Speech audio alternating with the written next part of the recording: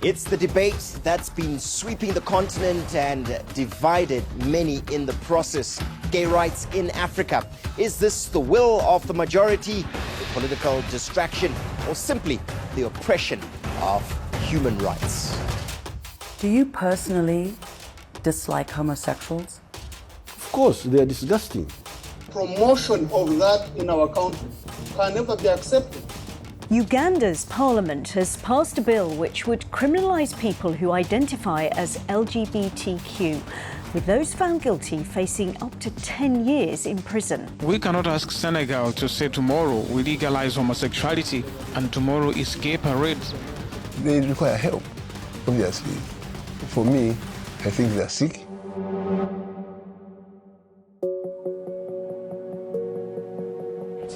Right now at 6:30, thousands of people lined the streets for today's Pride March in the city. Confetti and rainbow flags were joined by new fears that their fight for freedom is not over.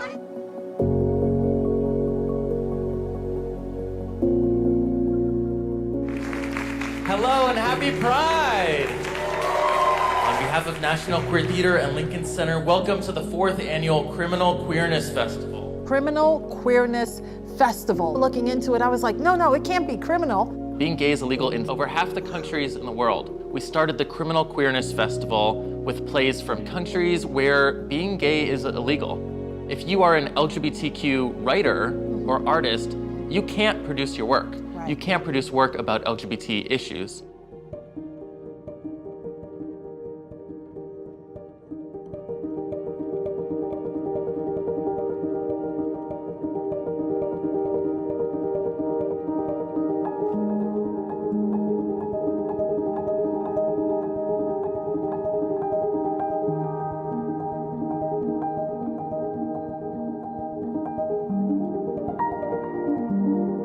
I'm a gay man, very proud. I'm a playwright. I'm a Ugandan. My name is Achiro, and I'm from northern Uganda. I'm a writer, currently living in New York. Writing and books gave me a getaway where, I didn't have to be myself. How I heard about CQF, Criminal Queerness Festival, there's someone very close to my heart. He sent me the invitation. Why don't you try get in? I remember you like writing. I've never been in the limelight. I've always avoided it. It took a huge push. After a while being depressed, it becomes a case of why bother? Why should I try? Is my voice worth listening to anyway? Even when I applied, I didn't think I'd get selected. And I remember the day Adam told me about it. It's going to be performed at the Lincoln Center. We decided to have it. And I just went numb. When I submitted this play to the National Queer Theatre, I felt it was a very good platform for me to tell the world the stories that LGBTI persons go through or encounter in Uganda. In a country that is very hostile, where we're not allowed to speak about something related to being homosexuality or being gay.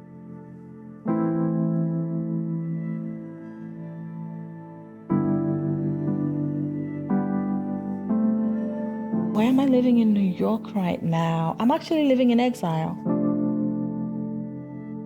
I sometimes do feel I don't fit in. The cultural differences, the cultural shock is tremendous.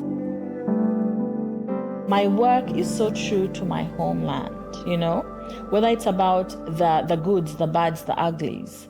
It is so true to it. I keep the language as is, because for me, that's almost like the only way I can hold on to home, The first play literally turned my life upside down. It's forbidden to make anything that has LGBTQ themes. It doesn't matter what form, you will not get the audience that you think you will. Half of it is going to be Secret Service coming to make sure that you're not promoting homosexuality. One of my aunties, when I mentioned anything homosexual, she said just one word. Abomination. She called me abomination just because the father of my child is a homosexual. This new law says that we should not exist at all. I cannot hold the hand of my man in public. I cannot look at him and tell him that I love him where people can see. I have to pretend that he is just another chap I have met at the bar. Sometimes we tell people that we're relatives. We needed a family that included a woman. My man and I are not family enough. That's what this new law has decided. So culturally, it is something that is not looked upon as a normal thing, so to speak. I was accused of advocating and also promoting homosexuality. I got attacked in the street in 2018 and hurt my back. I was hit on the back. And when I started getting better with physio and everything, I still continued getting warnings and threats through anonymous text messages, basically being told you're being watched, we know you're a lesbian. I left in the dead of the night with a backpack, called one of my friends here overnight and just said, would you kindly house me? I do not know what's happening. That is how I got to New York. But what happens when the community gets to find out the dynamics of your relationship? The community, again. Like it or not, we are all part of the same community, and the community dictates how we run our lives. You know, in my culture, it is very common for the elders to decide what happens in your lives. My mother will say one thing and then decide she meant to say something else. And then she will say, it is a culture. It is the law of the land. I am so exhausted. Shame. Shame. This is what she says I have brought on the family. So each and every one of us, for that play that was performed today, it was performed in Uganda, we would all go to jail. Not only I would be arrested, the whole cast, the crew, literally everybody in this room, because you would all be accused of promoting homosexuality. And what would happen is police would just surround this building, so there's no escaping. Yes, I am a Kuchu. Does that make me any less of a human being? Before starting this festival, I was so ignorant to what was happening around the world and so ignorant to the impact we have in the United States and our government has on other countries that we know very little about and that most Americans can't point out on a map. There's this perception that the United States is the beacon of hope to so many people around the world. What does it mean to be a beacon of hope when people are afraid to now come here? After the Supreme Court overturned Roe v. Wade Friday, Planned Parenthood was added as the first group to lead the march. Many now wonder if same-sex marriage is next. This isn't just an African problem. This is not just a third world problem. It's a problem everywhere. 3 days after Governor Lee signed a controversial bill into law that bans or restricts drag shows in the state of Tennessee. I will not comply!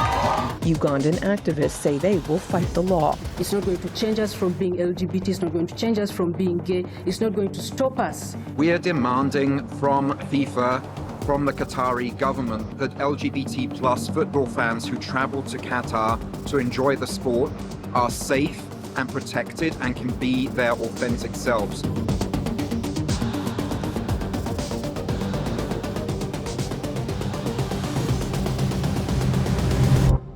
Drop your weapons! Put your hands behind your head where I can see them. Ahmed, do as you're told, please. I'm happy to tell my story, to tell other people's story in writing. People have different stories of coming out. People have different stories of how they get mistreated or tortured, in their daily lives. So I felt writing would be one way of keeping the history of us. In my humble opinion, we are all human. Can we kindly spread love but not hate? You have no right to speak about love, Mr. Kato. You better keep shut! Because you are pure evil. And you want to turn our nature and African values upside down. I beg to be understood and listen to Honorable Minister before I am condemned to hell. I decided now to do this is because I got to the point where I got tired and I got fed up. And I wanted to start making my difference. What I try to do is paint as human a picture as possible. Give you the person not as the gays want this or the homosexuals want this, but as Gerald, your next door neighbor who you've watched grow up, wants to be able to marry whomever he loves. We start talking, slow at first, names, weather, recent events, sports. And then we open up to each other. We share our likes, our dislikes. You smile when I say I love long hair, and I laugh when you tell me the story of you and your sister getting in trouble. It wasn't a cautious decision to say, oh, I'm going to advocate for LGBTQ rights, and this is what I'm going to do through my work. Because it's based on something that happened, at least up to a certain point in real life. For me, it was literally just writing a story. The fact that I'm in a place where I am free now, I discovered that I'd been censoring myself this whole time. I think, and it was so subconscious, like when I was writing, I'd remind myself in the middle of something that you can actually say that. It was just I think 2 weeks after coming back to Uganda. Again, my offices were broken into. I got two strange phone calls, and someone was threatening to kill me, to end my life. It is very upsetting because even after reporting this to police, which I feel is supposed to protect us without any discrimination or favor, I wasn't helped at all. Since the Criminal Queerness Festival, my life has been impacted in both negatively and positively. I was able to get onto a big platform by utilizing art as one way of advocacy. I feel it will create impact with time. So what would it mean for you to have your play staged in your home country if you could do the full version that you wanted to? Oh my word. I can't say. Yeah, that would mean the world. That's all I can say. I'd love that. I'm lost for words. As Kenya is at the moment, Nairobi is not safe. I would need to be able to guarantee the safety of the actors, the directors, my family, and that's not something that can be done at the moment.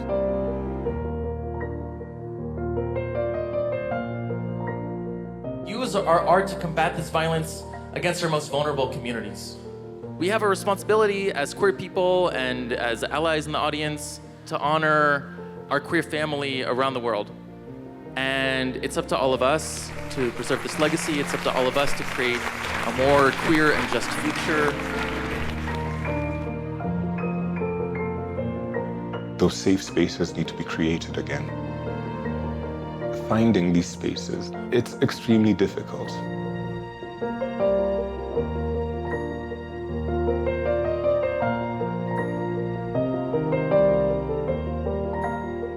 I hope this festival, after not too long, is not necessary, that there is no more censorship. But in the meantime, we'll continue creating this art and we'll continue spreading this message of hope.